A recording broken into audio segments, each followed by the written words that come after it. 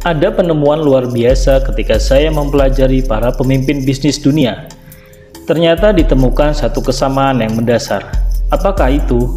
Yaitu mereka kental akan sisi spiritual terlepas apapun agamanya. Ini dapat dilihat dari filosofi dalam menjalankan bisnis serta kebijakan yang diambilnya. Inilah kecerdasan yang tidak dimiliki kebanyakan orang.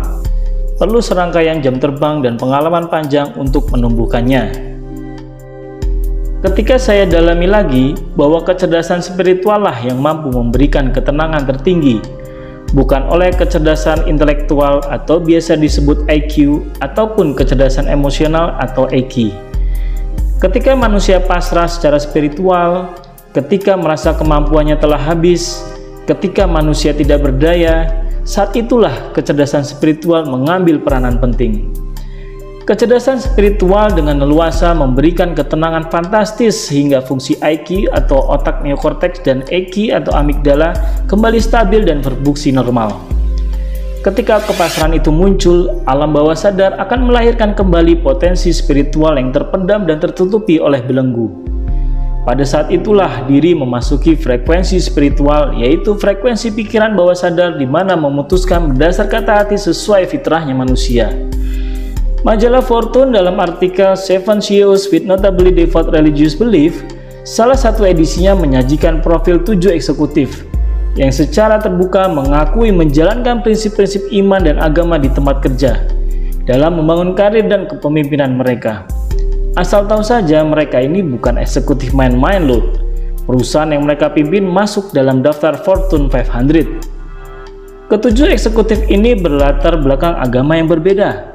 Namun mereka memiliki pengalaman yang mirip, yaitu dalam bekerja mereka diinspirasi oleh spiritualitas, baik di dalam maupun di luar ruang kerjanya.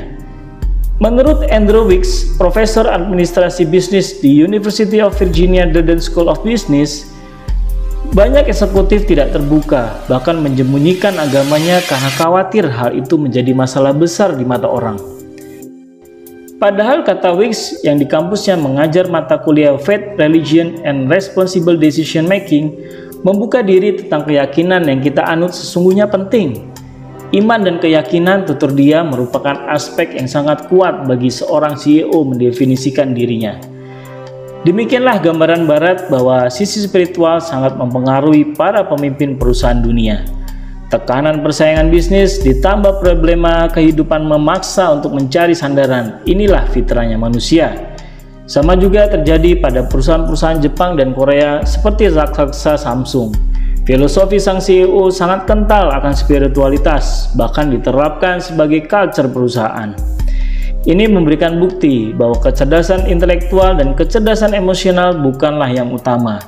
Dengan kecerdasan spiritual yang mumpuni akan membawa diri dalam tingkatan yang lebih dahsyat lagi. Sebagai seorang muslim, tentu kecerdasan spiritual saya berasal dari Islam dengan Al-Quran dan As-Sunnahnya. Yang menarik, Islam berbeda dari yang lain, bukan hanya mengajarkan tentang urusan ibadah saja, namun juga dalam berbagai segala aktivitas kehidupan. Mudahnya, Islam mengajarkan pada 3 pilar. Pertama, hablum minallah, atau hubungan manusia dengan Allah, yaitu seputar akidah dan ibadah.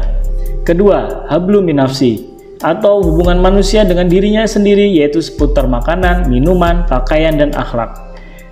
Ketiga, hablum minannas, atau hubungan manusia dengan manusia lainnya, yaitu seputar muamalah, mulai dari sistem ekonomi, sosial, pemerintahan, pidana, bahkan sampai politik. Islam menjadi the way of life, panduan kehidupan di setiap segala aktivitas.